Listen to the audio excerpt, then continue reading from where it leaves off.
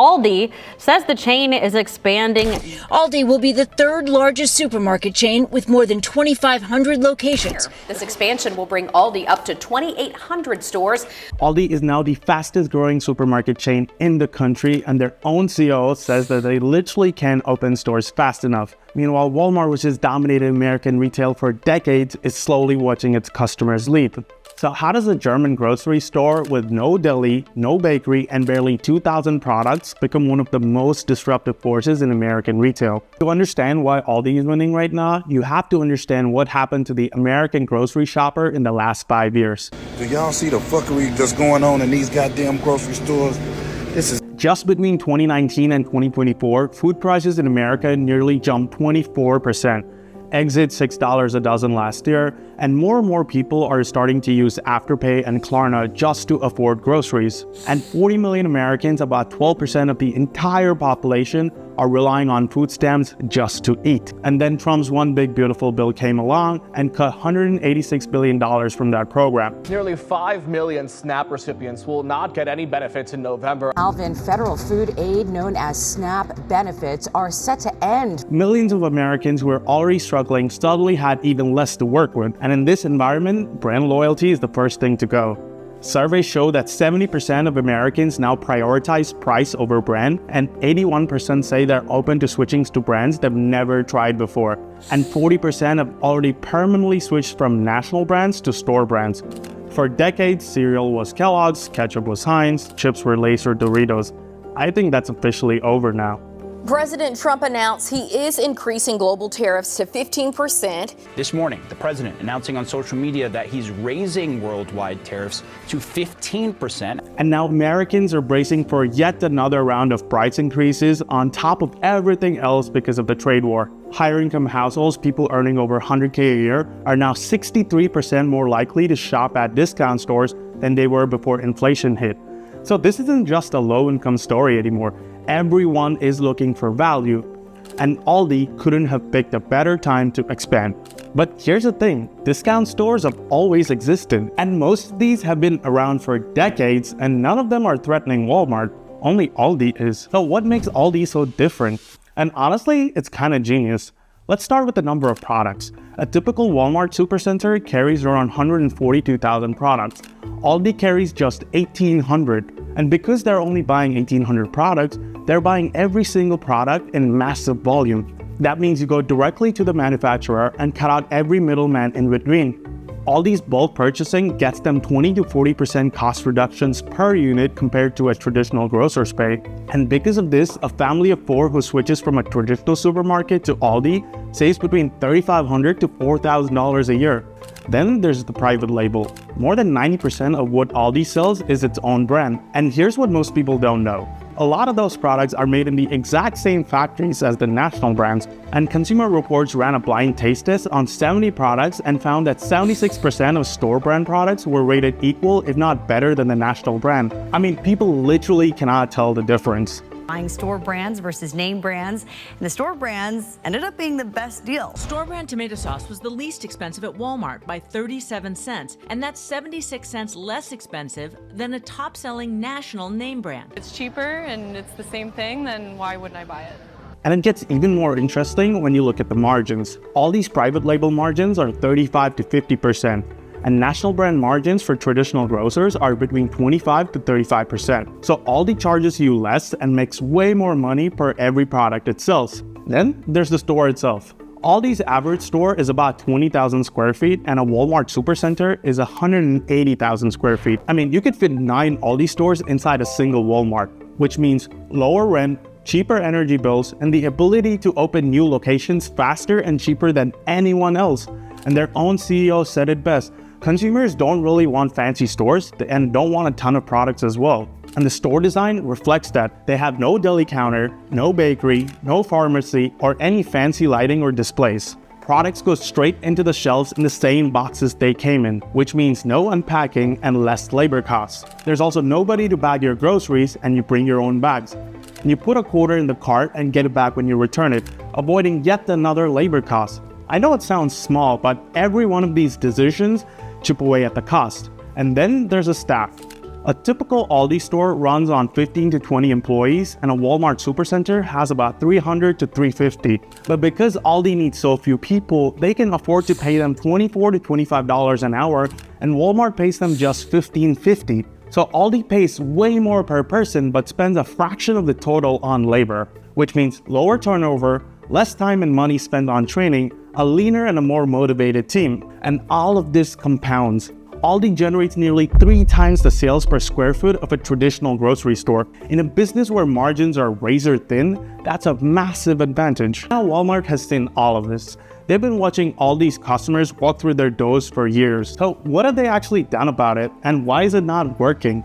Because Aldi is now approaching 1 billion annual visitors in the United States, making it the 3rd most visited supermarket in the country behind Kroger and Publix. And foot traffic to Aldi stores grew 7.1% year over year in the first half of 2026, while Walmart's foot traffic was down in key markets. Walmart's going to close 4 stores in Chicago. Walmart has announced a new round of store closures. Walmart CEO warns the company will close stores. I mean, now Walmart isn't going anywhere. Let's be clear. They still do over $400 billion in revenue, but they're paying attention. Back in 2019, Walmart CEO was asked to name their 3 biggest rivals. He said they were Amazon, Aldi, and Lidl. Not Target, not Kroger, but Aldi. And their response has been telling. In April 2024, Walmart launched Better Goods, their biggest private label brand launch in over 20 years, with over 300 products and most of them under $5 to compete with Aldi. I mean, it's growing fast. Private label now makes over 20% of Walmart's grocery sales, and the number is climbing every year. So on paper, it looks like it's working. But here's why I think it's a problem. Walmart tried this back in 2009. They got thousands of products from their stores to streamline and simplify just like Aldi, but customers hated it. They had to add back 8,500 products to their shelves because Walmart's customers don't come to Walmart for simplicity, they come for everything. That's the trap Walmart is stuck in. They can't cut products without losing customers. They can't magically shrink their stores. They're locked into like 180,000 square foot buildings, and they can't build their supply chain from scratch. And CNN Business put it this way: Aldi is brutally efficient with small stores and 1,800 items. Walmart supercenters are too big and too diverse to shrink without massive disruption.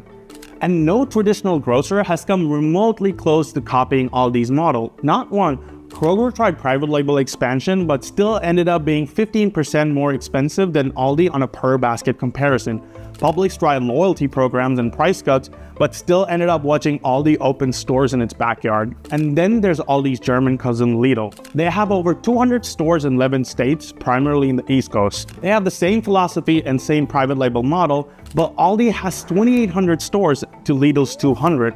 I mean, I know Aldi got here first and built a huge lead, but I think it's very hard to close. Between the two of them, the pressure on traditional American grocers are immense. I mean, look at what happened to Winn-Dixie. If you're from the South, you know that Winn-Dixie has been serving Florida, Georgia, Alabama, and Louisiana for over 100 years. They acquired 400 of their stores and started converting them directly into Aldi locations. But even that isn't the full picture, because what Aldi has built goes beyond competitive pricing. They've done something most retailers spend billions of dollars trying to achieve and almost never get it. They've built culture. The Aldi I Love Shame community on Facebook has over 3.5 million members. Every Wednesday, Aldi drops a new batch of Gone Grocery specials: home goods, air fryers, clothing gear, camping gear, and seasonal finds. And most items sell out in just 15 minutes. The Aldi Haul hashtag on TikTok has over 287 million views. 287 million for a freaking grocery store. Now, here's a stat that puts all of this into perspective. Walmart spends $3.3 billion a year on advertising, and Aldi spends less than $100 million.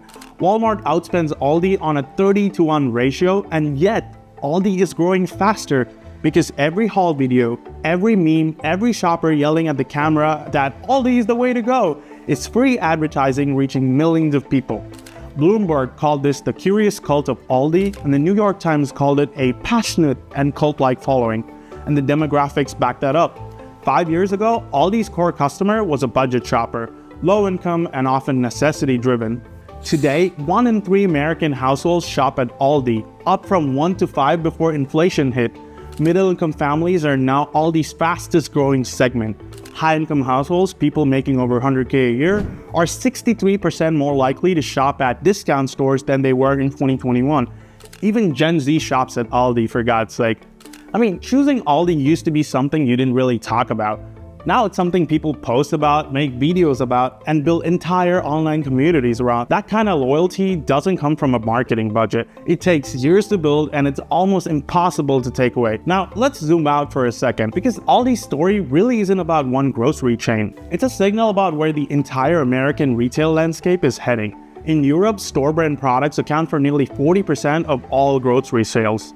And in the United States right now, it's only about 20 to 25%. And according to research published by consulting firm AlixPartners, closing that gap with Europe represents a $100 billion untapped private label market. Aldi didn't create that opportunity, but they're uniquely built to capture it.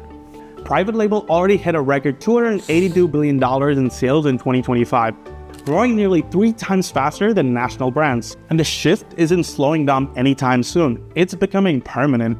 88% of Americans changed their grocery habits during inflation. Now, here's what makes Aldi's position so strong going forward. They're investing $9 billion in the US expansion through 2028, which means 800 new stores, 3 new distribution centers, and entering states that they've never been in before. At 3,200 stores, Aldi will surpass Kroger's store count, making it the second largest grocery store in America by number of locations and only behind Walmart. German discount stores will have more stores in America than one of the oldest chains in this country.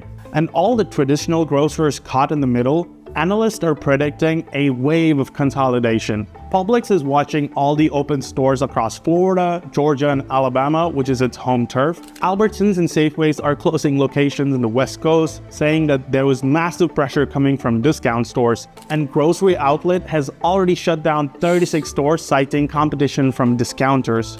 I mean, these stores just can't compete on price, and they can't match Aldi's efficiency. The grocery industry is being reshaped, and Aldi is the one doing the reshaping. And that's why Walmart is terrified. Not because Aldi is perfect, and not because they're going to take over overnight, but because Aldi has already changed what American shoppers expect. And that's the hardest thing in retail to fight. If you found this interesting, subscribe, and I'll see you in the next one.